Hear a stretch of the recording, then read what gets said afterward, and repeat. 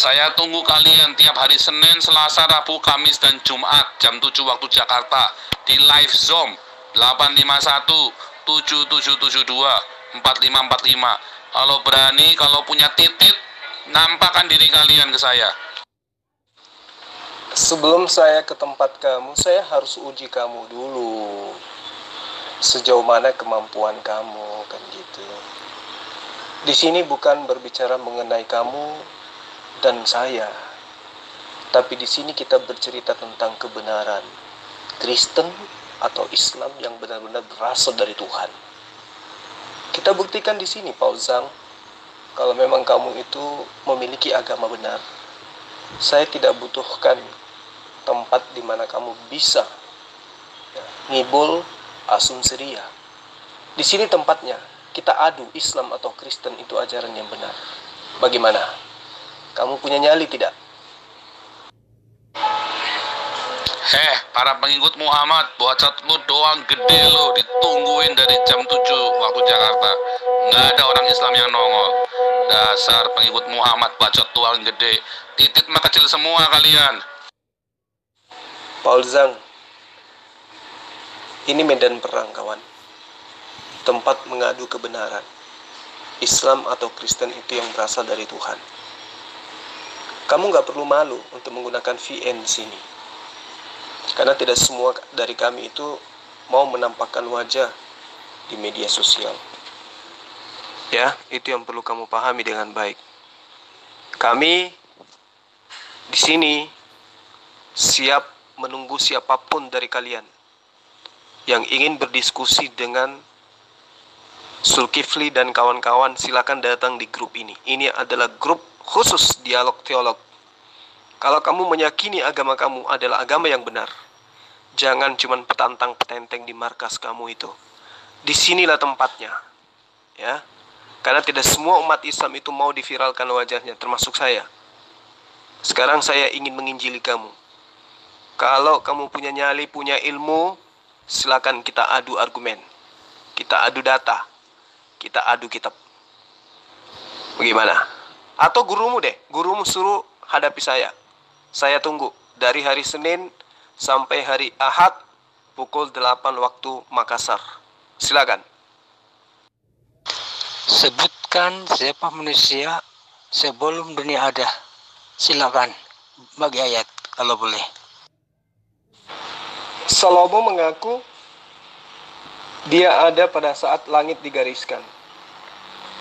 Salomo mengaku dia ada sebelum bumi diciptakan. Yesus hanya mengaku ada sebelum Abraham ada. Banyak jutaan manusia ada sebelum Abraham itu tercipta. Adam jauh lebih dulu daripada Abraham. Ya toh? Salomo di dalam kitab Amsal mengaku ada pada saat langit baru digariskan oleh Tuhan. Hebat mana dengan Yesus? Bagi ayat. Salomo mengaku di dalam Amsal 8 ayat 27, sebelum Allah mempersiapkan langit, aku ada di sana. Ketika Allah menggariskan kaki langit pada permukaan air Samudra Raya. Ketika Allah menetapkan awan-awan di atas dan mata air Samudra Raya meluap dengan deras. Dan ketika Allah menentukan batas kepada laut, supaya air jangan melanggar titahnya. Dan ketika Allah menetapkan dasar-dasar bumi, aku dan sertanya sebagai anak kesayangannya, setiap hari aku menjadi kesenangannya, dan senantiasa bermain-main di hadapannya. Aku bermain-main di atas muka bumi, dan anak-anak manusia menjadi kesenanganku. Oleh sebab itu, hai anak-anak manusia, dengarkanlah aku, karena bahagialah mereka memelihara jalan-jalanku. Dengarkanlah didikan, maka pintaku akan menjaga tiang pintu gerbangmu. Karena siapa mendapatkan aku mendapatkan hidup, dan Tuhan berkenan akan dia. Jadi siapa yang mengikuti Salomo akan mendapatkan hidup yang kekal. Bukan hanya Yesus. Itu yang perlu kamu pahami dengan baik. Lalu camkan baik-baik. Aku berjalan pada kebenaran, di tengah-tengah jalan keadilan, supaya kuwariskan harta kepada yang mengasihi aku, dan kuisi penuh kebendaharaan mereka. Tuhan telah menciptakan aku sebagai permulaan pekerjaannya, sebagai perbuatan yang pertama-tama dahulu kala. Pada masa purbakala aku dibentuk, pada mula pertama, sebelum bumi ada, aku sudah dibentuk. Sebelum air samudera raya, aku sudah dibentuk. Aku telah lahir sebelum ada sumber-sumber syarat dengan air. Paham dah itu? Jadi yang pantas kau tuhankan itu adalah Salomo, bukan Yesus yang ada baru tadi pagi. Kamu tidak dapat menghadam ini ayat, kan? Sudah jelas, Yesus sudah ada sebelum Abraham. Dan Yesus juga ada berkata, sebelum dunia ada, aku telah ada. Kalau hanya dasar itu sampai kau menuhankan Yesus, kamu lebih pantas menuhankan Salomo. Dengarkan pernyataan Salomo, ya. Sebelum Allah membuat bumi dengan padang-padangnya atau debu daratannya yang pertama, aku sudah ada. Ketika Allah mempersiapkan langit, aku ada di sana. Ketika Allah menggariskan kaki langit pada permulaan air samudra, aku ada di sana. Ketika Allah menetapkan awan-awan di atas dan mata air samudra raya meluap dengan deras, aku ada di sana. Ketika Ia menetapkan batas kepada laut, supaya air jangan melanggar titahnya, aku ada di sana. Itu yang perlu kamu paham. Tuhan telah menciptakan aku sebagai permulaan pekerjaannya, sebagai perbuatannya yang pertama-tama dahulu kala. Sebelum pada zaman purbakala, aku sudah dibentuk. Jadi Salomo lebih pantas kau tuhankan, karena Salomo ada sebelum Abraham, sementara Yesus ada sebelum Abraham, sementara Salomo mengatakan, aku ada sebelum langit dibentuk. Paham? Mana pengakuan Salomo, dia Tuhan? Bagi ayat, jangan omong kosong. Mana pengakuan Yesus kalau dia adalah Tuhan? Pengakuan Yesus bagi ayat.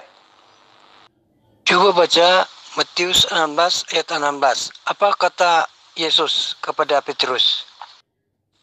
Kamu kudu wajib belajar apa yang tertuang di dalam Matius 16 ayat 16 itu bukan ucapan Yesus. Itu adalah ucapan Simon. Ngerti? Simon berkata apa tentang Yesus? Ya junjungan, engkaulah Al-Masih, sang anak yang datang dari Allah yang hidup. Yang mengatakan itu siapa? Simon. Bukan Yesus kan? Sadar nggak kau? Coba kau baca di terjemahan baru. Ya. Maka jawab Simon. Nah, Simon siapa yang dimaksud? Petrus. Jawab Simon, engkaulah adalah anak Mesias, anak Allah yang hidup. Yang berkata siapa? Simon. Jadi itu bukan perkataan Yesus.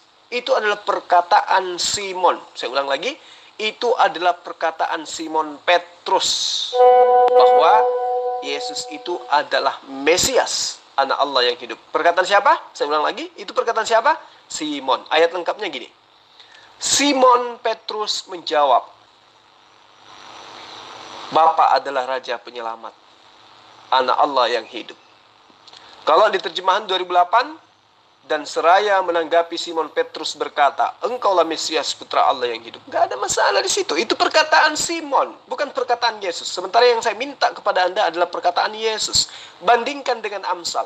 Amsal itu perkataan Simon, perkataan Salomo langsung. Paham tidak kamu? Apa yang dikatakan? Poin yang terpenting yang harus kamu tahu tentang pernyataan pernyataan Salomo di dalam Amsal itu, dalam tulisannya sendiri. Tuhan telah menciptakan aku sebagai permulaan pekerjaannya, sebagai perbuatannya yang pertama-tama dahulu kala. Sudah pada zaman purbakala aku dibentuk. Pada mulanya pertama sebelum bumi ada, aku sudah dibentuk. Sebelum air diciptakan, aku sudah dibentuk. Sebelum samudera raya ada, aku telah dilahirkan. Sebelum ada sumber-sumber yang syarat dengan air, sebelum gunung-gunung tertanam, aku sudah ada. Salomo jauh lebih hebat dari Yesus. Kemudian ketika Anda mengatakan, tidak, siapa yang percaya kepada Yesus, siapa yang ikut kepada Yesus, dia akan mendapatkan hidup yang kekal. Salomo lebih dahulu mengatakan itu. Oleh sebab itu, hai anak-anak manusia, dengarkanlah aku ini, karena berbahagialah mereka yang memelihara jalan-jalanku. Dengarkanlah didikanku, maka kamu menjadi bijak, janganlah mengabaikannya. Berbahagialah orang yang mendengarkan aku, yang setiap hari menunggu pada pintuku, yang menjaga tiang pintu gerbangku. Karena siapa yang mengikuti aku akan mendapatkan hidup yang kekal, dan Tuhan berkenan akan dirinya. Salomo jauh lebih hebat dari Tuhanmu. Jadi kalau kamu ingin mencari Tuhan yang lebih berbobot, yang lebih berkelas, maka sembahlah Salomo. Mungkin itu bisa membuat kau jauh lebih bahagia. Tidak ada manusia yang wujud sebelum dunia ada. Termasuk Yesus kan? Ya toh? Sebenarnya saya malas nanggapin kamu. Saya tunggu sampai Paul Zhang itu betul-betul berani punya nyali menghadapi saya. Dia sudah dimasukkan di grup ini, tapi ya dia cuma nyimak, dia cuma lihat, tapi dia nggak berani menanggapi VN saya gitu loh. Jadi nama dia saya ganti menjadi Paul Zhang. Itu lebih layak. Apa respon Yesus terhadap percakapan Petrus tadi? Responnya jelas, dia katakan, ya, Yesus berkata kemudian kepada Simon, berbahagialah engkau Simon, sebab bukan manusia yang mengatakan itu kepadamu, melainkan siapa? Tuhanku yang ada di surga. Paham? Jadi Tuhannya Yesus mengatakan kepada Simon, menurut konteks ayat ini, bahwa Yesus itu adalah utusanku, Yesus itu adalah Mesias, Yesus itu adalah anakku. Dalam arti kata orang yang dekat kepadaku. Arti kata dia adalah rasulku, dia adalah utusanku. Gak ada masalah di situ. Justru harusnya kamu itu malu mempertanyakan ini. Kenapa? Karena Yesus mengatakan, berbahagialah engkau Simon, karena perkataan itu bukan Tuhan, bukan manusia yang mengajarkanmu, melainkan yang menyatakan itu kepadamu adalah Tuhanku yang ada di surga. Masih mau menuhankan Yesus? Baca Yohanes 11 ayat 25. Kata Yesus berkata kepada Marta, akulah yang membangkitkan orang mati dan yang memberi hidup. Siapa yang percaya kepada aku dan hidup meskipun sudah lama mati. Siapa dia? Di ayat itu Yesus tidak mengatakan akulah yang membangkitkan. Tetapi Yesus mengatakan, akulah kebangkitan dan akulah kehidupan. Siapapun yang percaya kepadaku, dia akan memperoleh hidup walaupun dia sudah mati. Dalam terjemahan 1974, jawab Yesus, akulah kebangkitan dan hidup. Barang siapa yang percaya kepadaku, ia akan hidup walaupun ia sudah mati. Nah, ini yang perlu kamu pahami dengan baik. Apakah kamu percaya kepada Yesus? Tidak. Apakah Kristen percaya kepada Yesus? Tidak. Lalu, yang Kristen percaya itu adalah Paulus. Nah, kenapa Zulkifli mengatakan seperti itu? Ayo kita analisa sederhana. Apakah Kristen percaya ketika Yesus mengatakan satu-satunya Allah yang benar adalah Dia yang di surga? Tidak. Lalu siapa yang Kristen percaya? Paulus. Apa yang mereka percaya? Jika engkau berkata dengan mulutmu, apa yang kau katakan dengan mulutmu itu kamu imani sepenuh hati, kamu yakini sepenuh hati bahwa Yesus itu adalah Allah, maka engkau akan diselamatkan. Ya toh? Nah, sekarang kondisi Kristen adalah percaya kepada Paulus. Percaya bahwa Yesus itu adalah Allah. Berarti pada ayat Yohanes 11 ayat 25 ini, itu Kristen tidak memenuhi syarat percaya kepada Yesus, tapi percaya kepada Paulus. Coba Anda lihat ayatnya. Jawab Yesus kepada Marta, akulah kebangkitan dan hidup. Barang siapa percaya kepada aku, ia akan hidup walaupun ia sudah mati. Saya uraikan kepada kamu secara sederhana. Akulah kebangkitan. Kenapa Yesus mengatakan akulah kebangkitan? Karena pada zaman itu, Yudaism, Bani Israel dalam keterpurukan. Dijajah oleh siapa? Romawi. Lagi terpuruk dia. Dia tidak punya kerajaan lagi. Dia tidak punya raja sehebat Daud, sehebat Salomo. Gak ada. Terpuruk dia. Sehingga Yesus datang mengatakan, akulah kebangkitan. Siapa yang mengikuti aku, dia akan bangkit dari keterpurukan Bani Israel. Akulah hidup. Maksudnya, pada kala itu Bani Israel meninggalkan Tuhan. Pada kali itu mereka meninggalkan aturan-aturan Tuhan. Terbukti Paulus meninggalkan aturan Tuhan, bukan?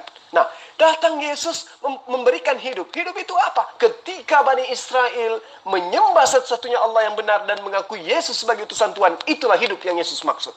Lalu kata kalimat berikutnya, barang siapa yang percaya kepadaku, ia akan memperoleh hidup yang kekal. Nah, percaya kepada Yesus sebagai apa? Percaya kepada Yesus dalam arti kata sebagai utusan Tuhan. Ruang lingkup utusan Tuhan adalah apa yang diajarkan Yesus di dalam pengajarannya sebagai guru kepada Bani Israel. Apa itu? Satu-satunya Allah yang benar adalah Dia yang ada di langit, dan aku hanya utusan Dia yang ada di langit. Itu. Di dalam Yohanes 10 ayat 27 Yesus mengatakan, aku mengenal domba-dombaku dari Bani Israel. Mereka mendengarkan perkataanku dan mengikuti aku. Di dalam Yohanes 20 pun Yesus mengatakan, jika kau mengasihi aku, jika kau percaya kepadaku, maka engkau akan mengikuti pengajaranku, maka engkau akan mengikuti perkataanku, maka engkau akan mengikuti hukum-hukumku. Sekarang pertanyaannya, kamu nyembah Yesus ikut hukum siapa? Kamu tidak sunat ikut ajaran siapa? Kamu makan babi ikut hukum siapa? Kamu menuhankan Yesus, merasulkan Paulus, mengkitabkan perjanjian baru, ibadah hari Minggu, tidak puasa, tidak sunat, dan seterusnya, dan seterusnya. Kamu ikut pengajaran siapa? Jadi kesimpulannya, Kristen memuji Yesus dengan mulutnya, tetapi pada praktiknya, Kristen adalah pikar Kristus, atau Kristen itu adalah antikristus. Ingat, apapun yang kamu lakukan berkaitan dengan agamamu, itu semua tidak pernah diajarkan oleh Yesus. Pahami itu dengan baik. Yohanes 10 ayat 28. Apa kata Yesus? Yohanes 10 ayat 28. Aku memberikan hidup yang kekal kepada mereka. Siapa mereka? Bani Israel. Dan Bani Israel pasti tidak akan binasa sampai selama-lamanya.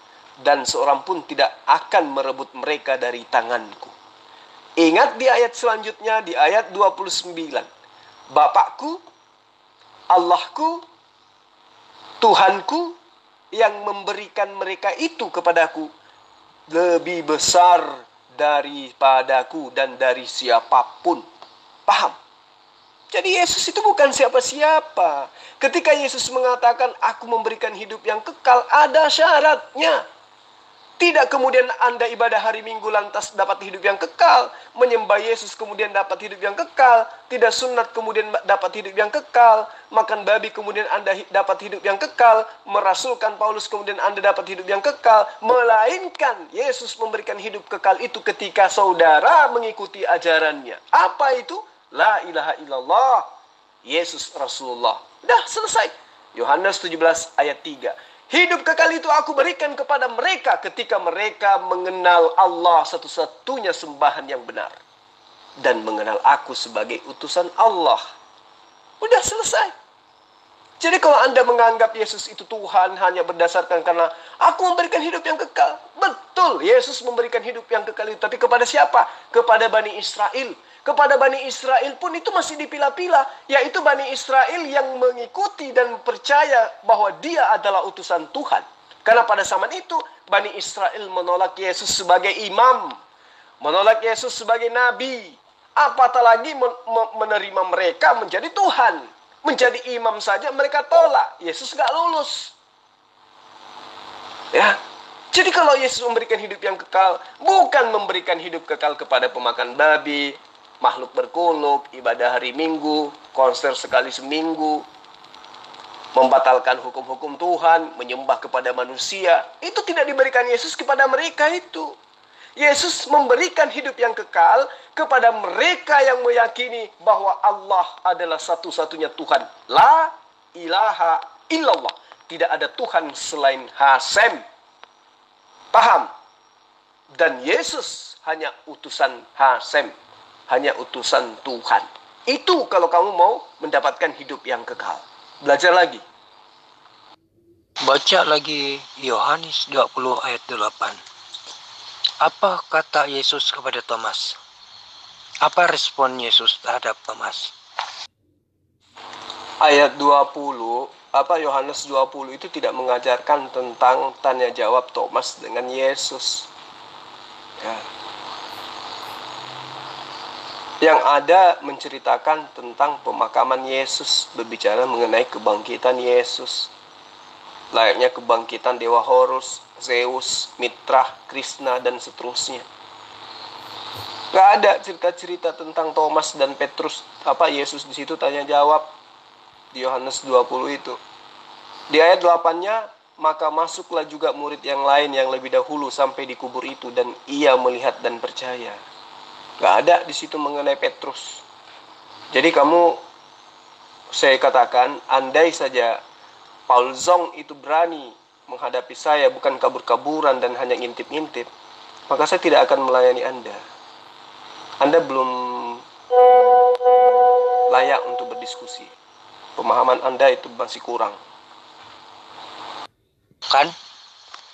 Ayat itu, akulah kebangkitan. Bukan orang lain kan? Dia sendiri yang membangkitkan. Tiada orang lain. Tadi kan saya sudah bacakan samamu bahwa Amsal juga memberikan hidup kepada siapa yang mengikuti dia. Amsal 8 ayat 30. Amsal 8 ayat 38, ayat 35. Karena siapa yang mengikuti aku, maka dia akan mendapatkan hidup yang kekal. Paham? Itu perkataan Salomo. Jadi bukan cuma Yesus. Nah, kemudian ketika saudara mengatakan Yesus itu memberikan hidup yang kekal, Anda salah. Anda salah. Yesus justru tidak berhak memberikan hidup yang kekal itu. Dalam arti kata, otoritasnya dia sebagai penentu itu tidak. Ya. Tidak, Yesus itu tidak mampu memberikan hidup yang kekal itu, dalam arti kata memasukkan orang ke dalam kerajaan surga. Nggak berhak dia. Namun tiketnya dia kasih. Siapa yang mengikuti pelajarannya, siapa yang mengikuti perkataannya akan memperoleh hidup yang kekal. Sekarang masalahnya adalah mulutmu mengatakan kamu mengikuti ajaran Yesus, tapi perilakumu membuktikan kamu ikut pengajaran Paulus. Yesus mengajarkan hidup kekal itu menyembah Allah satu-satunya Tuhan yang benar. Paulus mengajarkan hidup kekal itu menyembah Yesus. Ayo. Yesus mengatakan, jangan engkau makan babi. Paulus mengatakan, apapun yang halal bagiku, tidak ada yang haram. Yesus mengajarkan ibadah hari Sabat. Kamu ibadah hari Dewa Matahari, hari Sunday. Jadi apa yang diajarkan oleh Yesus untuk supaya orang mendapatkan hidup yang kekal, kamu tidak ikuti. Yesus mengajarkan kamu untuk ikut kepada Muhammad SAW, kamu nggak ikutin. Yesus mengatakan di dalam Yohanes 16, ya, akan datang seorang penolong lain yang akan mengajarkan segala hukum-hukum, mengajarkan tentang keadilan, mengajarkan tentang pengisapan dunia akan dosa, dan dia akan mengingatkan engkau akan aku. Yesus mengajarkan sholat, Yesus mengajarkan puasa, Yesus mengajarkan sunat, Yesus mengajarkan semua yang ada di dalam syariat hukum Torah. Dan kemudian diingatkan kembali oleh Muhammad SAW. Sementara Roh Kudus yang kau imani sebagai Tuhan junior, ya, Tuhan bungsu yang paling terakhir datang berupa merpati, itu tidak mengajarkan dan tidak mengingatkan tentang apa yang diajarkan oleh Yesus kepada Bani Israel. Justru menurut pandangan luar daripada pengajaran Kristen, ajaran Kristen itu menghilangkan semua ajaran yang pernah Yesus ajarkan kepada Bani Israel. Jadi tidak kena. Yang seharusnya kamu ikut perintah Yesus, yaitu menabikan Muhammad SAW, kamu justru merasulkan Paulus. Nah, disitulah kesesatannya. Jadi kamu kalau ingin berdebat, ya, kamu harus banyak menguasai materi dulu. Dan materi yang kau harus kuasai itu, yang kamu kuasai itu harus kamu pertanggungjawabkan. Jangan cuma cuap-cuap kayak gini. Ya, ini saya sementara menunggu Paul Zong, tapi dia cuma ngintip-ngintip. Dia nggak ada berani untuk menanggapi VN saya. Padahal saya ingin menggundul kepalanya malam ini. Jul, ini ayatnya. Coba baca. Kalau ayat ini kemana? Siapa yang ngasih hidup yang kekal? Bacakan ayatnya. Ya, biar semua orang tahu. Ayat mana yang kamu maksud? Dibacakan. Biar saya nginjilin kamu. Apa hidup kekal menurut Yesus itu? Silakan. Itu ayatnya sudah saya kasih. Baca 1 Yohanes 5 ayat 20 sudah saya kasih tuh. Baca supaya jelas. Nggak usah dibaca-bacakan lagi. Itu sudah tertulis, itu jelas ayat dari Alkitab saya baca. Yesus itu Allah yang benar, Allah yang kekal. Jelas Pak Jul. Nggak usah diseleweng-selewengkan satu ayat langsung seolah-olah pemikiran Pak Jul itu yang benar. Nggak boleh begitu. Banyak ayat-ayat di Alkitab itu, ribuan. Ya, jangan Anda ambil satu, Anda patok sama satu ayat itu. Kalau ayat ini saya kasih kemana pendapat Anda? Baca tuh 1 Yohanes 5 ayat 20. Jadi gini, 1 Yohanes 5 itu bukan perkataan Yesus. Bukan sabda Yesus, lebih-lebih bukan firman Tuhan. Paham? Coba kamu lihat dari ayat pertama, dari 1 Yohanes 5 itu. Setiap orang yang percaya bahwa Yesus adalah Kristus, lahir dari Allah. Tuh, coba. Dan setiap orang yang mengasihi Dia, yang melahirkan, mengasihi juga Dia yang lahir daripadanya. Inilah tandanya bahwa kita mengasihi anak-anak Allah. Yaitu apabila kita mengasihi Allah serta melakukan perintah-perintahnya. Sebab inilah kasih kepada Allah. Yaitu bahwa kita menuruti perintah-perintahnya. Perintah-perintahnya itu tidak berat. Sebab semua yang lahir dari Allah mengalahkan dunia. Dan inilah kemenangan yang mengalahkan dunia, iman kita. Siapakah yang mengalahkan dunia selain daripada dia yang percaya bahwa Yesus adalah anak Allah. Ini bukan firman Tuhan. Ini bukan sabda Yesus. Ini adalah perkataan pengarang. Coba Anda lihat. Dan inilah kemenangan yang mengalahkan dunia, iman kita.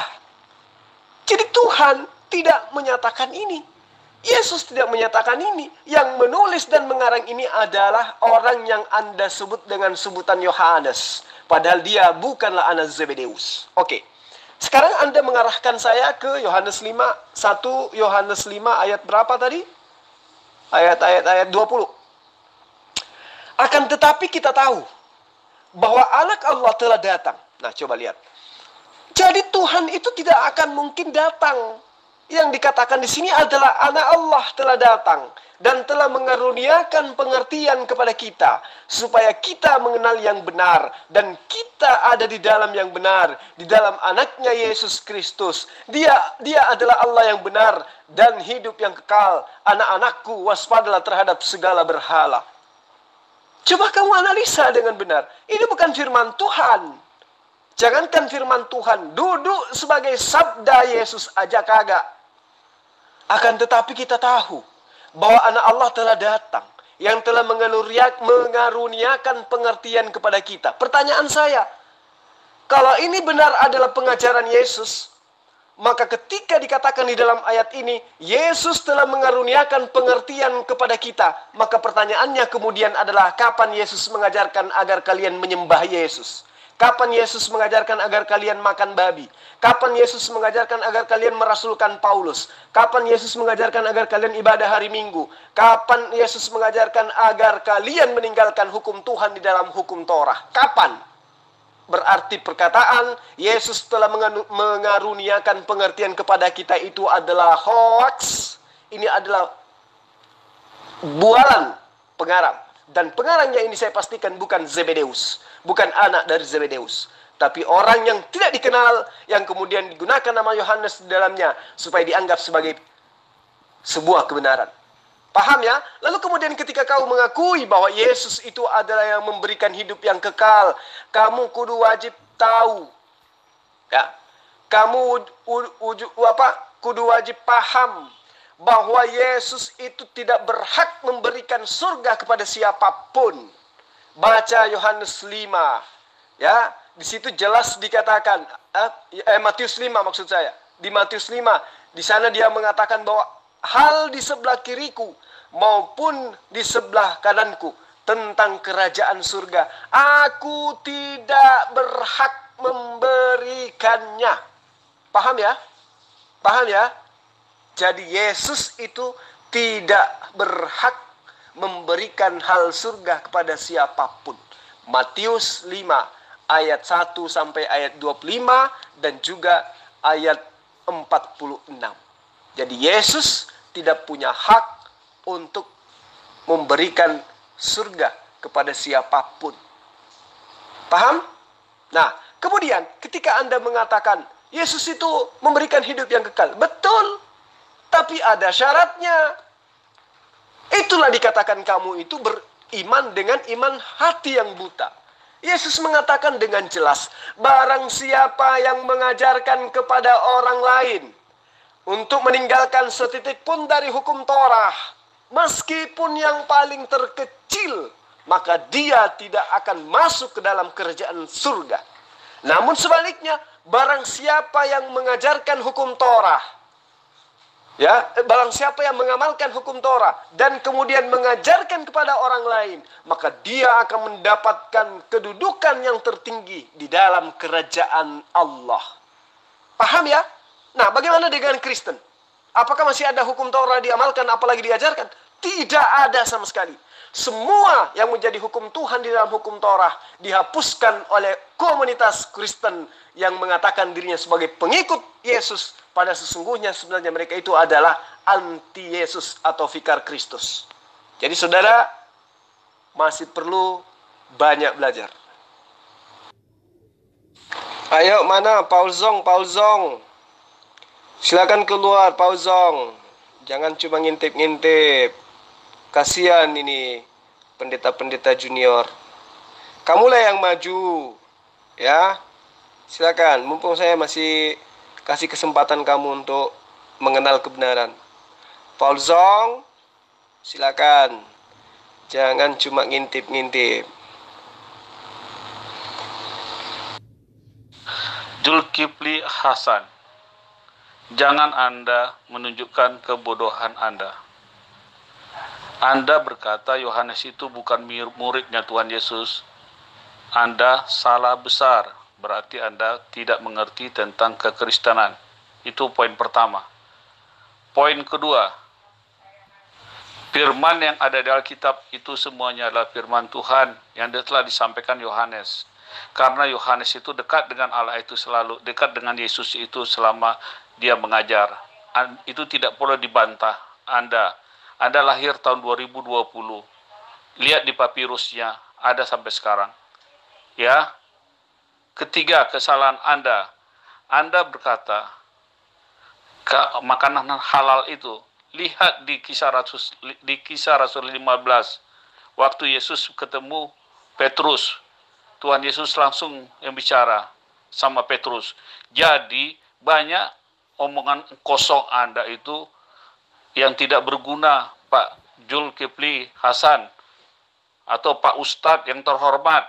Kalau Anda tidak mengerti, jangan Anda berkata bohong. Ya, sekali lagi, jangan Anda berkata bohong kalau Anda tidak mengerti.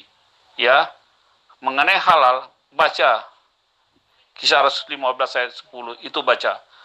Anda makanya kalau Anda tidak tahu, bertanya Pak Jul. Tidak begitu cara berdebat. Makanya setiap Anda berdebat, Anda tidak pernah bisa dalil saya mematahkan sedikit pun ya sampai hari ini. Oke, Pak Jul. Jadi ketika saudara mengatakan bahwa Yohanes itu adalah murid Yesus berdasarkan atas apa yang Anda imani dan itu asalnya adalah doktrin, itu sah-sah saja menurut Anda.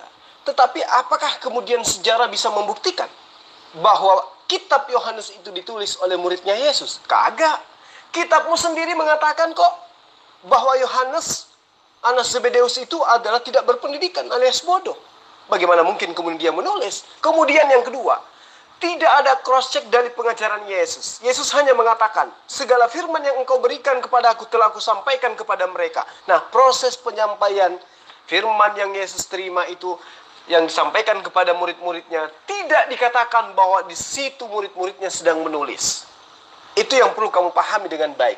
Tulisan Yohanes atau kitab Yohanes adalah salah satu kitab yang terdapat di Perjanjian Baru. Kitab yang termasuk dalam rangkaian kitab kanonik. Paham ya? Waktu penulisannya pun jelas itu terjadi antara tahun 40-an sampai sekitar 140-an Masehi. Yesus sudah kagak ada di situ.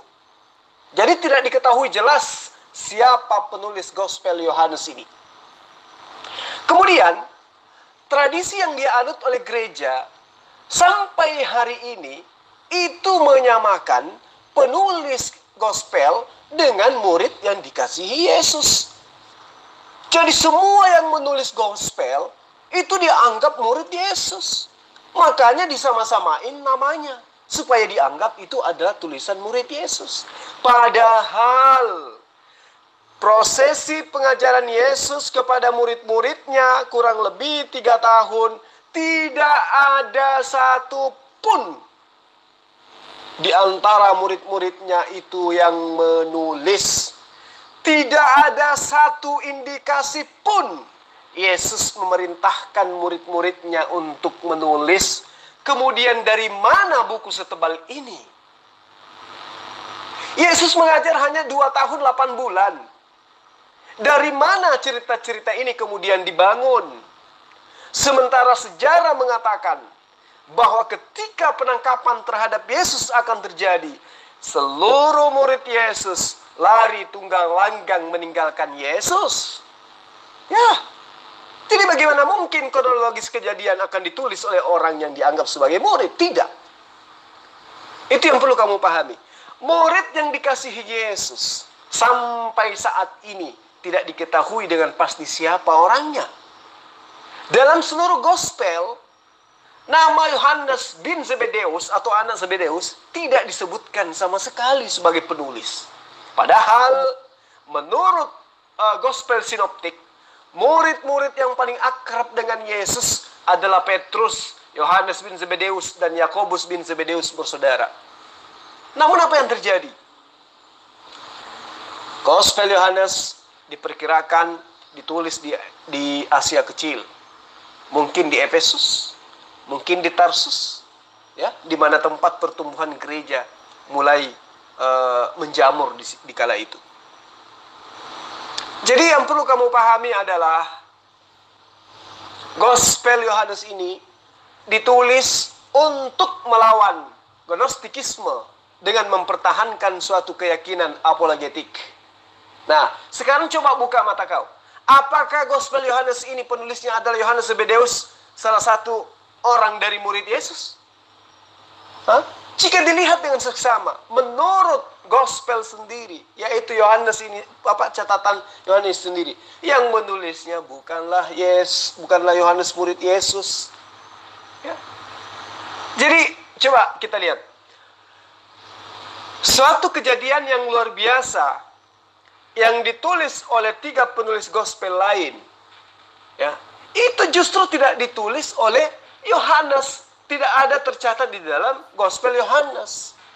Ini membuktikan kalau betul bahwa Yohanes ini adalah murid Yesus yang dikasihi, yang senantiasa melekat kepada Yesus, maka apa yang diceritakan oleh Markus, diceritakan oleh Lukas, diceritakan oleh Matius di dalam Matius 17 ayat 1 sampai 8, Lukas 9 ayat 28 sampai 39, di Markus 9 ayat 2 sampai ayat 13 tentang Yesus dimuliakan di atas gunung yang kemudian katanya disaksikan Petrus, Yakobus dan Yohanes. Terus mana tulisan Yohanes tentang kejadian itu? Matius menulisnya di mana? Kejadian di mana Yesus dimuliakan di atas gunung pada saat itu. Di mana Yohanes menulisnya kejadian Yesus dimuliakan?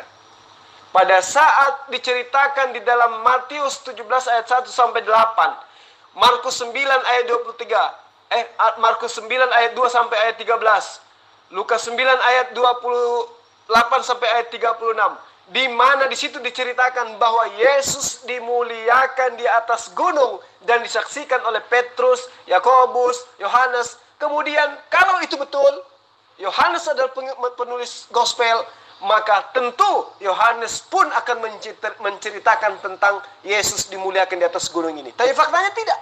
Yang menulisnya cuma Matius, Markus, dan Lukas. Sementara yang menjadi saksi di situ adalah Yohanes. Tapi di dalam kitab Yohanes tidak dituliskan tentang kejadian itu. Membuktikan bahwa pengarang kitab gospel Yohanes bukan Yohanes murid Yesus. Itu yang perlu kamu pahami. Oke?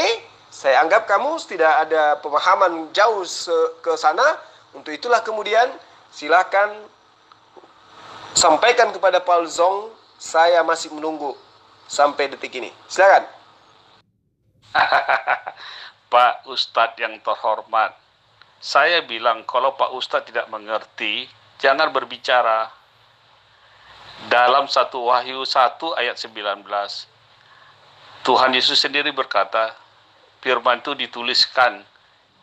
Yesus yang suruh tuliskan firman itu, Pak. Baca dulu Wahyu 1 ayat 19. Bapak ngomong tidak bermakna, tidak berdasarkan ayat firman Tuhan. Ngarang, ngaur kidul.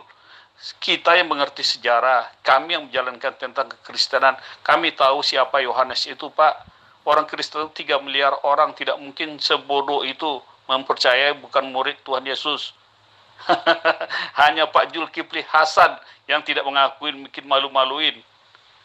Aduh, Pak, jadi dengar orang ya, Pak ya, malu kita. Itu kan hanya berdasarkan iman kamu. Ya, hanya berdasarkan iman. Kamu menyuhankan Yesus karena iman, bukan karena kebenaran. Pahami itu dengan baik. Kamu merasulkan Paulus karena iman, bukan karena kebenaran. Oke, kembali kepada Yohanes, membuktikan bahwa dia bukan murid Yesus. Saya ulang. Di dalam Matius 17 ayat 1 sampai ayat 8 dan juga Markus 9 ayat 2 sampai ayat 13 dan juga Lukas 9 ayat 28 sampai ayat 36, di situ mereka kompak bertiga menceritakan tentang Yesus dimuliakan di atas gunung, dan itu konon menurut kesaksian 3 penulis gospel ini disaksikan oleh 1 Petrus, 2 Yakobus, 3 Yohanes. Yesus dimuliakan di atas gunung. Tentu ini adalah merupakan kejadian yang sangat luar biasa. Kejadian yang sangat dahsyat. Kejadian ini tidak sama sekali diceritakan oleh Yohanes di dalam tidak sama sekali diceritakan di dalam Gospel Yohanes. Jika penulis Gospel Yohanes adalah Yohanes murid Yesus, maka buka pikiran kamu. So pasti kejadian ini akan dia tuliskan di dalam di dalam kitabnya dia. Kenapa? Karena konon menurut kesaksian Matius, Markus, dan Lukas, pada kejadian itu Yohanes hadir sebagai saksi. Paham? Tapi kenapa kemudian Yohanes di kitab Yohanes tidak dituliskan kejadian yang luar biasa ini? Apakah Yohanes menganggap ini tidak perlu dituliskan? Karena sudah ditulis oleh ketiga penulis gospel yang lain? Tentu tidak, bukan? Kenapa? Karena banyak kejadian di dalam gospel, keempat gospel, ini dituliskan secara paralel, padahal hanya kejadian yang tidak luar biasa. Atau Anda ingin mengatakan bahwa, oh itu Yohanes sedang lupa kejadian itu? Gak mungkin. Karena konon ceritanya, kitabmu itu dituliskan oleh karena bisikan roh bertanduk 7 dan bermata 7, atau roh merpati. Ya, jadi satu-satunya alasan kenapa kejadian luar biasa ini tidak dituliskan di dalam kitab Gospel Yohanes, karena penulisnya bukanlah murid Yesus, anak Zebedeus, yaitu Yohanes. Ya, paham ya? Supaya kamu tahu bahwa kamu beriman itu hanya karena kamu Kristen. Bukan kamu Kristen karena kamu punya ilmu tentang kekristenan, tetapi kamu hanya berdasar terhadap imani saja. Kalau kamu lihat di dalam gospel Yohanes pasal 21 ayat 24.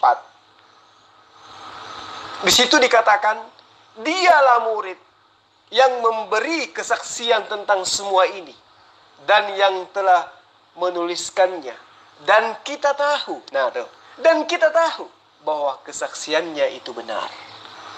Nah, andai saja Yohanes murid Yesus yang menulis kitab Yohanes itu, maka ayat Yohanes 21 ayat 24 itu akan berbunyi, akulah murid yang memberikan kesaksian tentang semua ini dan yang telah menuliskan ini dan itu. Tetapi dikatakan, dialah murid yang memberi kesaksian tentang semua ini dan yang telah menuliskannya dan kita tahu. Nah, tuh. Jadi terbukti Yohanes Gospel Yohanes itu bukan tulisan murid Yesus. Belajar lagi. Untuk Argun ya, Argun bilang Yesus nggak disalib. Itu kan kata kalian. Jadi di sini kita sharing. Semua kan mengaku benar. Itu saudara yang ujungnya 15 nih, Angun apa namanya, Anuger. Yesus nggak disalib. Terus yang disalib siapa? Hah? Berarti Tuhan kalian pembohong dong. Bisa simsalabim. Emang bisa ditipu masyarakat. Kalau disulap, mata yang memandang itu, kok tiba-tiba Yesus berganti, sementara yang tersalib ada. Yang tersalib itu siapa? Dari mana datangnya? Digantikan dari siapa? Bim salah bim. Zaman dahulu, orang memang udah mati, tapi itu pasti ada orang melihat keturunannya. Israel sekarang pasti ada melihat kejadian itu. Kok bisa jadi simsalabim? Sekarang ini pembohong siapa coba? Jawablah, siapa yang disalib itu? Sementara Yesus itu tersalib. Satu yang kiri penjahat, yang kanan penjahat juga disalibkan. Yang kanan itu bertobat. Di Yesaya juga dinubuatkan bahwa akan lahir juru selamat. Lahir, mati, bangkit, naik ke surga. Kalian kan percaya Isa Al-Masih lahir aja, tidak tersalib. Bahkan sudah percaya kan, kalau Muslim kan percaya Isa juru selamat. Saya kata, itu saya udah bilang sama teman yang di atas itu. Sekarang mujizat Nabi Isa itu pernah nggak kalian agungkan? Pernah kalian muliakan Isa Al-Masih itu? Enggak kan? Yang kalian muliakan Muhammad. Mujizat Muhammad apa? Kok Al-Quran undang-undang beribu tahun Alkitab sudah ada kok, baru ada Al-Quran, bagaimana? Sederhana untuk membuktikan Yesus itu tidak disalib, Bu. Sekarang pertanyaan saya, ketika Yesus disalib, berarti dia dikuburkan. Ketika dikuburkan, berarti tergenapi apa yang menurut Kristen diajarkan oleh Yesus, bahwa Tuhan datang dalam rupa manusia, bangkit di hari ketiga. Ya toh? Nah, tahu enggak kondisi pada saat itu, Bu? Bani Israel dalam tekanan tentara Romawi. Mereka dalam kondisi dijajah oleh bangsa Romawi. Dan Ibu tahu tidak? Satu-satunya bangsa yang dimuliakan, yang diistimewakan oleh Allah adalah Bani Israel. Diselamatkan dari perbudakan Mesir, diberi hukum Torah kepada mereka sebagai perjanjian baru. Kemudian secara beruntun diberikan nabi kepada mereka. Diberikan raja-raja yang besar, Daud, Salomo, dan seterusnya. Lalu kemudian mereka berada pada titik di mana mereka ada pada angka 0. Di bawah penjajahan kekaisaran Romawi. Lalu datang Yesus. Mengajarkan dirinya sebagai raja. Dia sebagai Tuhan. Mati. Dan pada hari ketiga dia akan bangkit. Dan disitulah kemudian Yesus memberikan hidup kekal kepada Bani Israel yang sedang ngos-ngosan dijajah oleh kekaisaran Mesir. Jika kebangkitan Yesus itu benar, berarti penyaliban itu benar. Dan jika penyaliban itu benar, berarti kebangkitan itu benar. Dan jika kebangkitan itu benar, maka seluruh Bani Israel akan menunggu detik-detik kebangkitan Tuhan mati, bangkit pada hari ketiga. Pertanyaan saya, siapa Bani Israel yang menunggu detik-detik kebangkitan Yesus dari kematian? Jangan Bani Israel deh. Siapa di antara ke-12 atau ke-11 murid Yesus yang menunggu kebangkitan Yesus dari kuburan? Sebut nama, tunjuk dalil. Silakan. Yang terhormat Pak Ustadz Zulkifli M. Abbas, sekali lagi Anda salah. Dari 4 kali saya voice-net sama Bapak, tidak ada satupun kata Bapak yang benar. Ya Pak? Camkan itu Pak dengan baik. Ya. Mas, tahu Bapak, keempat Injil kanonik itu Pak, tidak ada mereka kompromi. Itu mereka menulis tidak ada kompromi. Untuk Bapak tahu, keempat-empat ini di tempat yang berbeda menulis. Dan mereka itu saling melengkapi. Tidak ada harus sama-sama dicontek satu ini. Tidak ada Pak ya.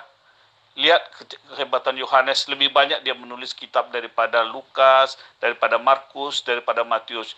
Jadi tidak ada konsep seperti yang Bapak bilang. Apa yang ada di pikiran mereka itulah mereka tulis Pak. Bukan ngarang-ngarang. Ya, walaupun ada kejadian yang Bapak bilang itu, emang semua harus ditulis Yohanes? Tidaklah. Kalau ditulis Yohanes nanti banyak kali kitab Yohanes. Ya Pak ya, Bapak itu harus sadar. Makanya di kekristenan itu Bapak harus sadar, keempat Injil itu Pak ya, keempat Injil itu sekali lagi saya bilang saling melengkapi. Ya. Saya kasih Wahyu 1 ayat 19, Bapak gak mau baca, itu perintah dari Tuhan, tulis. Yohanes sudah tulis itu Pak semua ya.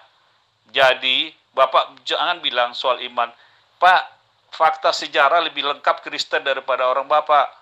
Bapak padahal 700 tahun yang 1400 tahun yang lalu berdiri, tapi fakta sejarahnya tidak lengkap Pak. Kami lebih lengkap semuanya Pak. Pak, virusnya masih ada, kodeknya masih ada, semuanya masih ada. Jadi jangan coba-coba apa yang ada di kitab Bapak itu berkata palsu, Bapak ikut. Tidak pernah orang Bapak bisa membuktikan palsunya Alkitab itu di mana sampai hari ini. Hanya ketawa aja saya lihat Pak Zulkifli Hasan yang tidak tahu tapi berkomentar. Malu Pak, udah 4 kali Bapak saya nasihatin. Keempat omongan Bapak omong kosong semuanya, tidak ada yang benar ya Pak. Bapak nggak mengerti tentang kekristenan.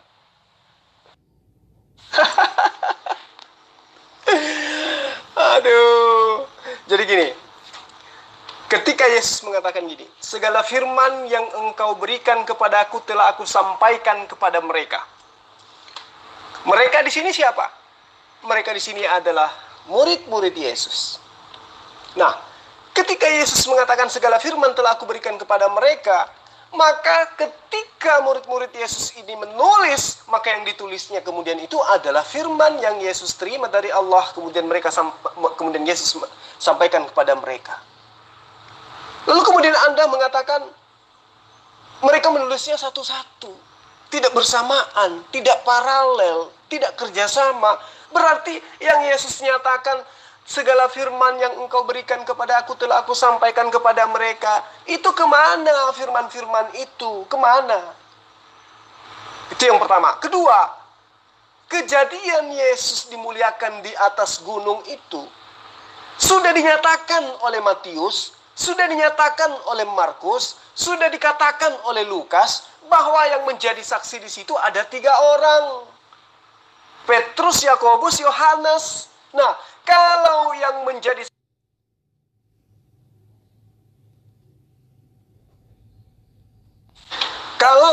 saksi di situ adalah penulis Gospel Yohanes, yaitu Yohanes anak Zebedeus, maka sudah pasti sebagai saksi Yohanes akan menuliskan di dalam karya tulisnya. Tapi buktinya tidak. Kejadian yang ditulis oleh Markus, oleh Matius, oleh Lukas tentang Yesus dimuliakan di atas gunung, itu tidak ditulis di dalam kitab Yohanes. Sementara mereka tiga-tiganya mengatakan Yohanes sebagai saksi. Tetapi Yohanes tidak ada menuliskan. Bukti bahwa Yohanes itu bukan murid Yesus. Dalam arti kata, penulis Gospel Yohanes itu bukanlah murid Yesus. Kemudian, pembuktian bahwa Yohanes bukanlah penulis kitab Gospel Yohanes tentang kejadian luar biasa yang jauh lebih dahsyat lagi. Apa itu? Detik-detik Yesus terangkat ke langit, terangkat ke surga. Ini adalah ending. Ini adalah final daripada kekristenan. Salib, dibunuh, bangkit, terangkat ke surga. Nah, Markus, Matius, Lukas mencatat detik-detik Yesus terangkat ke surga. Tapi Yohanes tidak menuliskan di dalam karya tulis yang tertera di dalam buku Yohanes. Artinya, jika pengarang kitab Yohanes itu adalah Yohanes anak Zebedeus, maka mustahil kejadian terangkatnya Yesus ke langit itu tidak dituliskan oleh dia. Nah, karena tidak dituliskan di dalam Gospel Yohanes tentang detik-detik Yesus terangkat ke surga, itulah bukti bahwa pengarang kitab Yohanes bukanlah Yohanes anak Zebedeus. Kenapa?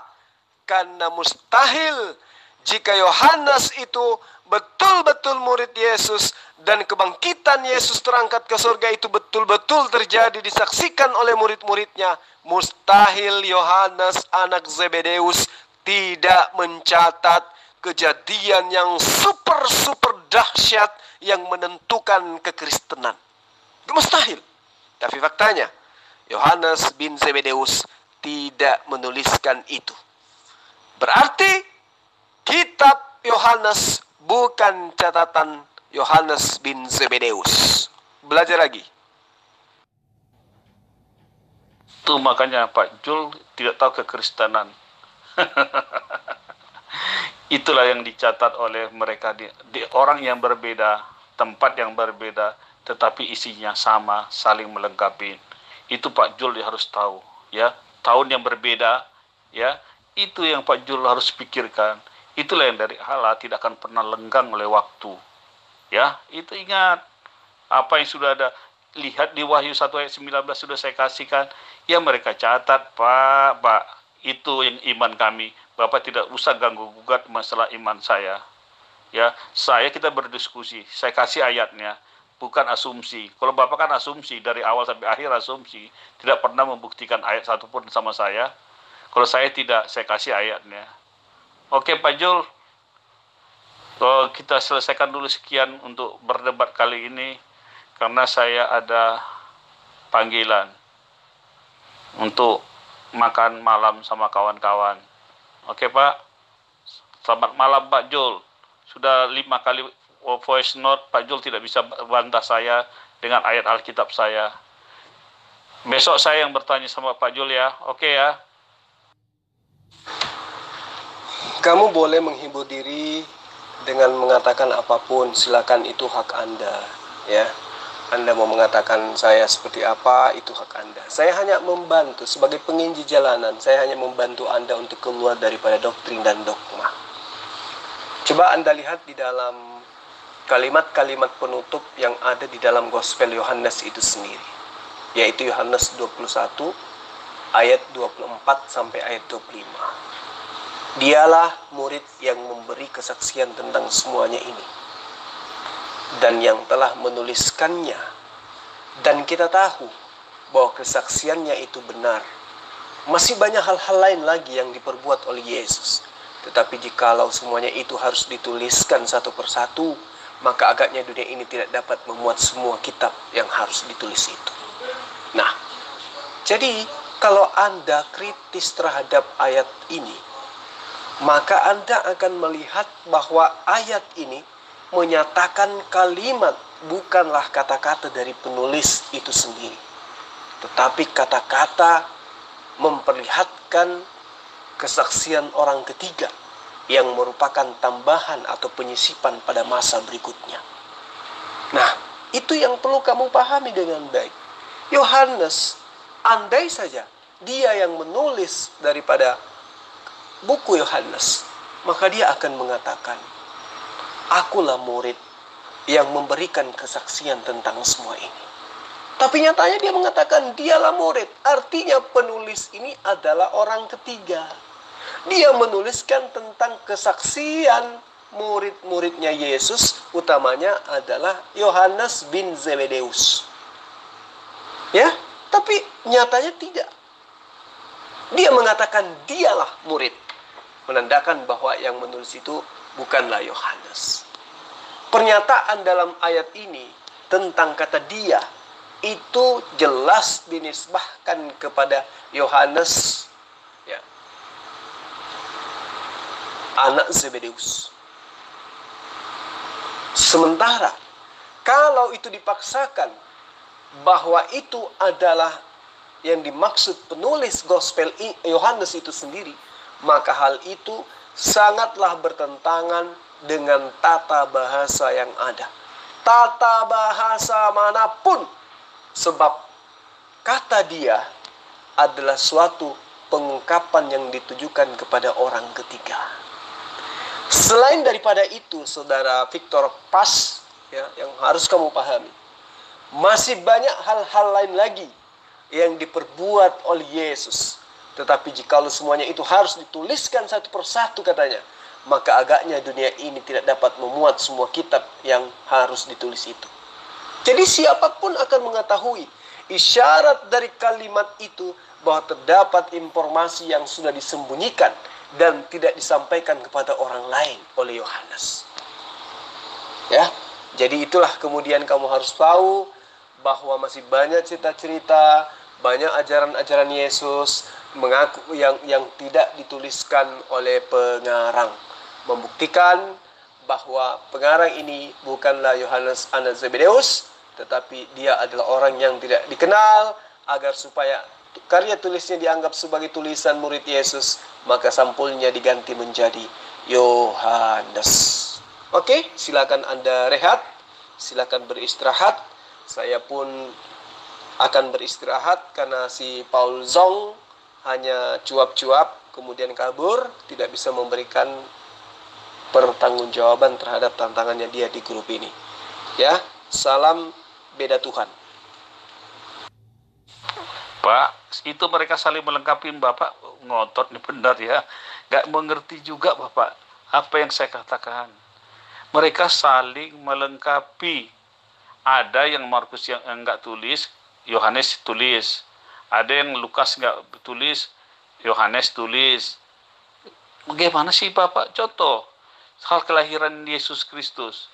Yohanes enggak bikin tuh awal kelahirannya enggak terlalu banyak, tetapi Matius sama Lukas banyak. Itu Pak, jadi tidak semuanya mereka menulis hal-hal itu.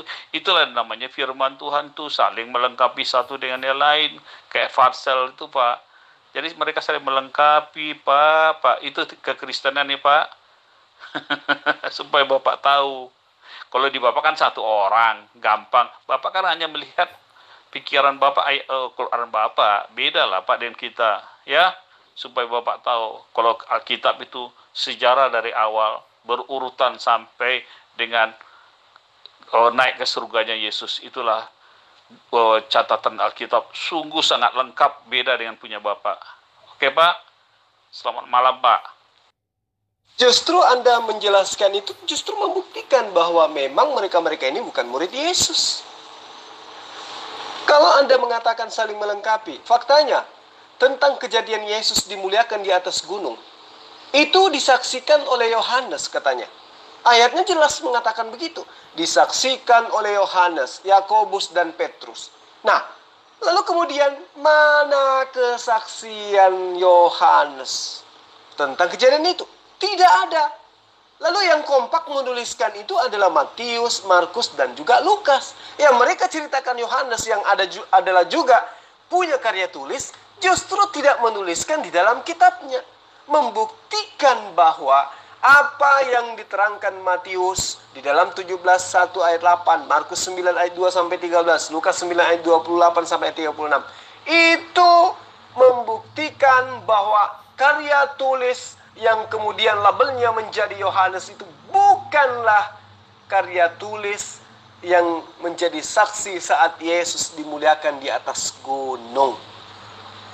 Yaitu tadi, kalau betul kalau betul Yohanes ini adalah penulis Gospel Yohanes, maka jangankan Yohanes akan menulisnya, yang bukan saksi aja menulisnya. Lukas bukan saksi, tapi dia tulis kejadian tentang Yesus dimuliakan di atas gunung. Markus tidak menyaksikan, tetapi dia juga menulis tentang kejadian di mana Yesus dimuliakan di atas gunung. Matius pun demikian.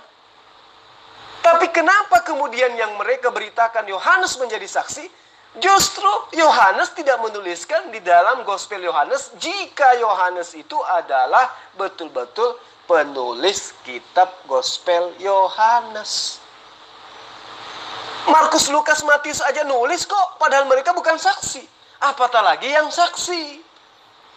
Kalau hal seperti ini aja Yohanes tidak tulis, percuma dong yang lain ditulis. Hal-hal yang tidak penting ditulis, sementara hal penting Yohanes tulis. Jadi itulah yang membuktikan bahwa Yohanes yang kau anggap itu adalah kitab suci bukan tulisan Yohanes murid Yesus. Belajar lagi.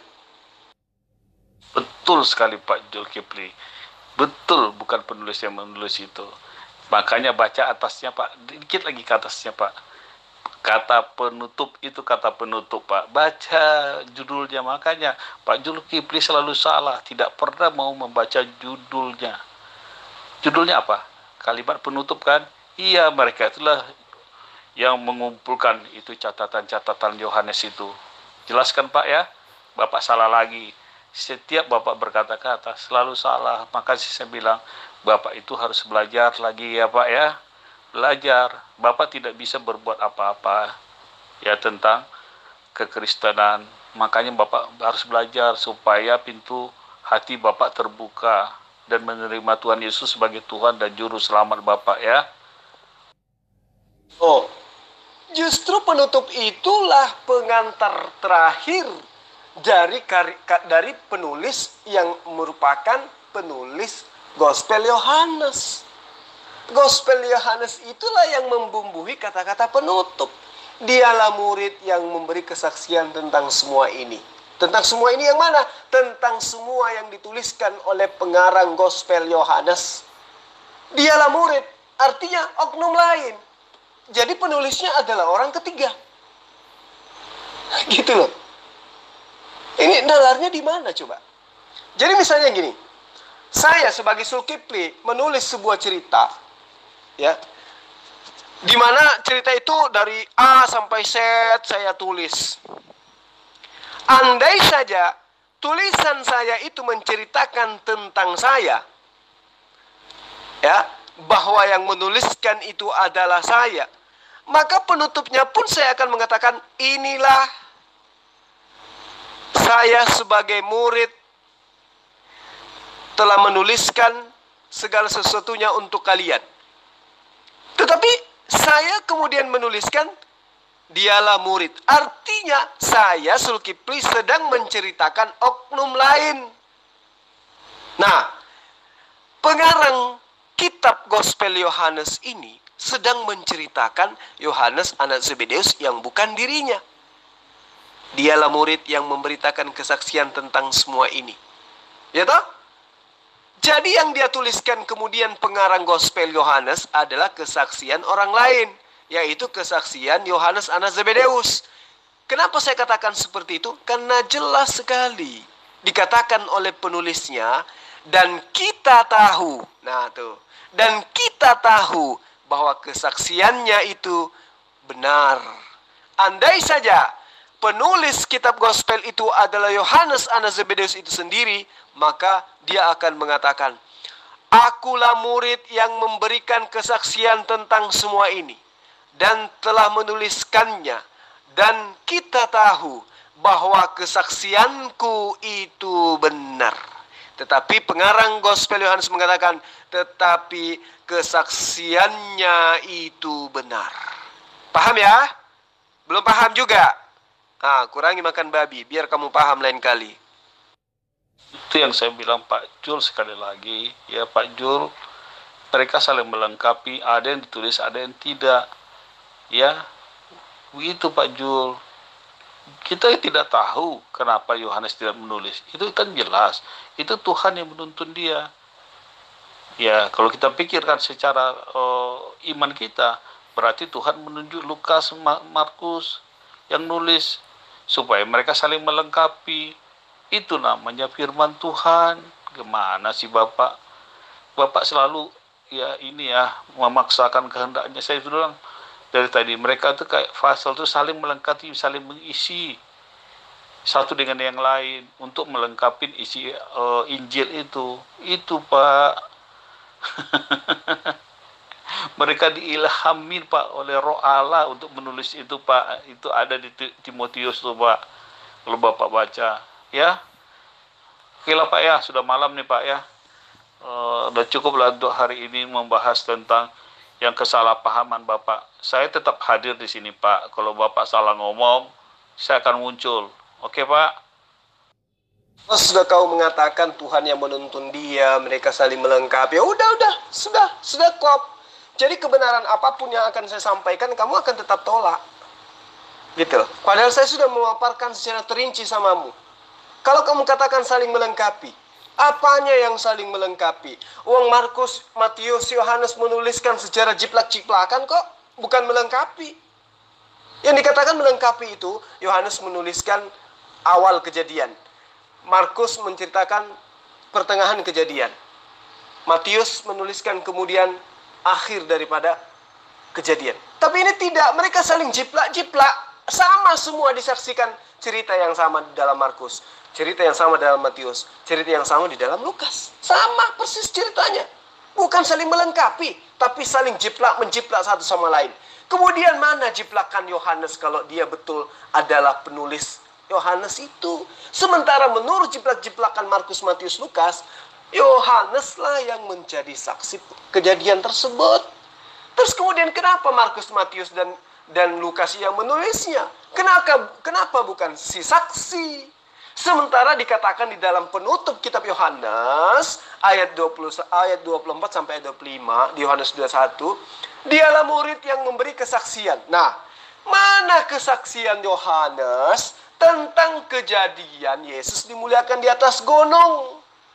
Kenapa hanya dituliskan oleh Markus, Lukas, dan Matius? Sementara ketiga penulis gospel ini kompak mengatakan Yohanes itu adalah saksi di antara tiga saksi yang menyaksikan kejadian itu.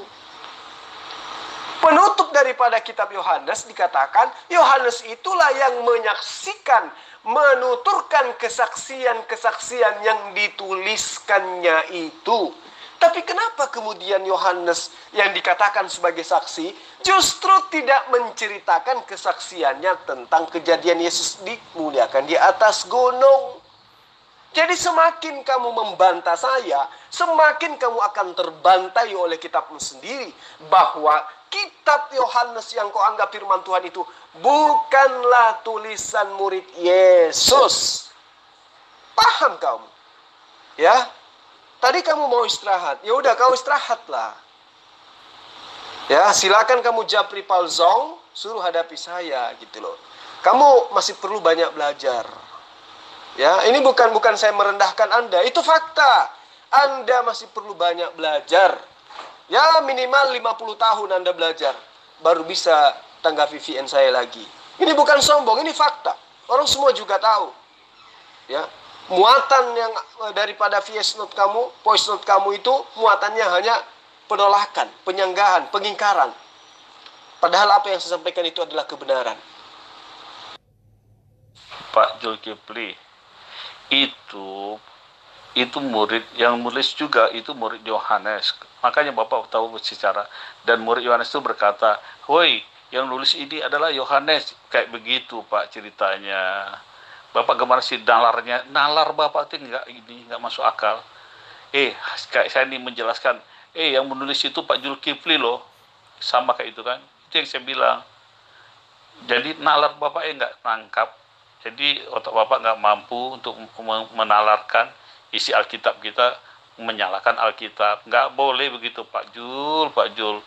Nalar Bapak itu belum sampai karena Bapak tidak dihinggapin oleh Roh Kudus untuk membuka pikiran Bapak tentang Injil kekristenan itu. Ya udahlah, oke Pak, capek saya. Semua Bapak nanti cerita yang lain aja deh. Kalau ini terus dibahas Bapak nggak masuk akal Bapak. Nggak tahu kenapa dari tadi saya sudah bilang saling melengkapi juga tidak masuk di akal bawah. Ya udahlah, kalau 1, 2, 3, 4 itu mereka Pak saling melengkapi keempat-empatnya supaya dia pas komplit gitu. Itu artinya saling melengkapi. Justru sekarang kamu sudah ngaku bahwa penulis kitab Gospel Yohanes itu bukan Yohanes Anak Zebedeus, tapi muridnya. Kan udah saya bilang tadi. Penulis kitab Gospel Yohanes itu bukan Yohanes Anak Zebedeus. Dan sekarang kamu mengakui, betul, yang menuliskan itu adalah murid daripada Yohanes bin Zebedeus. Udah, selesai. Nah, sudah, kamu istirahat dulu. Kamu belajar lagi. Kamu Japri Paulzong, suruh hadapi saya. Besok malam ya, saya tunggu.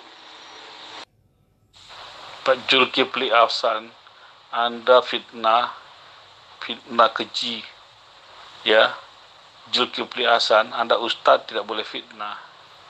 Tidak ada sejarahnya mereka berkata untuk mencontek saling satu dengan yang lain. Tidak pernah ada sejarah Pak. Mereka tempatnya berbeda, tahun pencatatannya pun berbeda. Luar biasa fitnahnya Pak Jul. Padahal Pak Jul kan ustadz, nggak boleh dong fitnah-fitnah, ya. Tidak ada kebenaran yang keluar dari mulut Pak Jul. Semuanya bohong. Nggak ada dasar ayat Alkitab. Kalau Bapak tunjukkan ayatnya dari awal, tidak ada satu ayat pun Bapak ini hanya fitnah doang. Itu makanya Pak, Bapak itu nggak usah lah terlalu banyak fitnah. Tunjukkan ayat Alkitabnya kalau mereka contek-mencontek. Atau tunjukkan bukti sejarahnya mereka contek-mencontek. Fitnah doang Pak Jul. Tobatlah Pak Jul. Nggak suka saya kalau berdebat hanya fitnah, ya. Sudah dah, capek saya Pak. Ini justru Anda sudah membuktikan sendiri. Anda mengatakan mereka menuliskan pada tempat yang berbeda, tahun yang berbeda, ya toh? Tetapi isinya sama. Berarti ini bukti mereka satu dengan yang lainnya saling menjiplak. Kedua, pernyataan saudara membuktikan mereka bukan murid Yesus. Karena Yesus sejak dia menjadi guru, senantiasa bersama, beriring sejalan dengan murid-muridnya. Sementara saudara mengakui mereka berpisah, beda tahun. Sementara Yesus mengajar hanya 2 tahun lebih. Di mana mereka belajar? Kalau bukan kepada Yesus, kalau mereka ini murid Yesus. Inilah yang saya katakan. Saya menginjili Anda, bukan Anda yang sedang menginjili saya. Karena saya memaparkan sesuai dengan apa yang tertuang di dalam kitab Anda. Kenapa saya katakan kitab Anda menjiplak satu sama yang lain? Markus 19 ayat 2 sampai ayat 13 itu ditiru oleh Matius 17 ayat 1 ayat 8. Kemudian ditiru lagi oleh Lukas 9 ayat 28 36.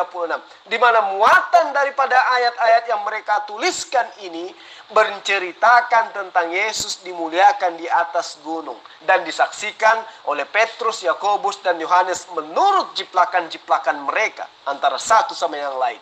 Sementara yang menjadi saksi menurut ketiga orang saling menjiplak ini, itu adalah Yohanes bin Zebedeus. Nah, kalau Yohanes bin Zebedeus itu adalah saksi tentang kejadian tersebut, pertanyaan saya, kenapa Yohanes tidak menuliskan tentang kesaksian Yesus dimuliakan di atas gunung tersebut?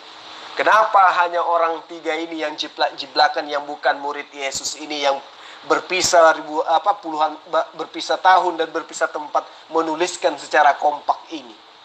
Ayo, Kenapa Yohanes yang saksi tidak menuliskan? Sementara di penutup kitab Yohanes dikatakan, dialah murid yang memberi kesaksian. Mana kesaksian Yohanes? Nggak ada. Nggak ada kan? Tentang apa yang diceritakan Lukas, Markus, dan Matius itu. Jadi tolonglah, ya, kamu jangan membantah saya oleh karena kita beda keyakinan. Tapi terima semua apa yang saya sampaikan. Karena yang saya sampaikan ini adalah sebuah kebenaran. Berdasarkan kitabmu. Matius, Markus, dan Lukas mengatakan, Yohanes loh yang menyaksikan Yesus dimuliakan di atas gunung. Kemudian yang menulis kitab Yohanes mengatakan, Yohanes telah memberikan kesaksian. Nah, pertanyaannya, mana kesaksian Yohanes tentang apa yang diceritakan oleh Matius, Markus, dan Lukas, di mana cerita mereka saling jiplak-jiplakan tentang Yesus dimuliakan di atas gunung? Mana kesaksian Yohanes? Ada enggak? Tidak ada. Itulah bukti bahwa kitab Yohanes tidak dituliskan oleh murid Yesus, anak Zebedeus. Paham? Kerja Anda ya, fitnah terus Pak Zulkifli Hasan. Fitnah aja. Kapan saya bilang dia itu tidak murid Tuhan Yesus? Anda itu benar-benar fitnah aja kerja Anda. Tidak ada bukti apa-apa. Hanya modal debat, modal kuar-kuar aja. Ya, Jul, yang saya bilang itu mereka mencatatnya yang berbeda. Tahun pencatatan mereka, ya, keluar pencatatan mereka itu berbeda-beda. Mereka murid satu perjalanan semuanya. Ya, Yohanes Matius itu murid yang selalu berjalan sama Yesus. Ya, Lukas sama Markus itu dia di kelompok yang 70. Ya. Dia juga bersama dengan Yesus juga, tetapi dia lebih banyak keluar. Mereka ini berbeda-beda tugas mereka. Yang setelah Tuhan Yesus ajarin, mereka keluar terus gitu. Makanya yang paling lama tuh sama murid Tuhan Yesus, Yohanes sama si Matius itu. Kamu jangan asal ngomong tidak murid Tuhan Yesus. Aduh, Jul, kamu kemana sih? Kalau nggak punya data, nggak punya apa-apa, jangan berdebat lah, Jul. Kamu hanya fitnah. Tidak pernah satupun ngasih ayat kamu. Ya, tidak pernah satu kali pun ngasih ayat. Kamu benar-benar kamu, Jul. Kamu banyak cerita.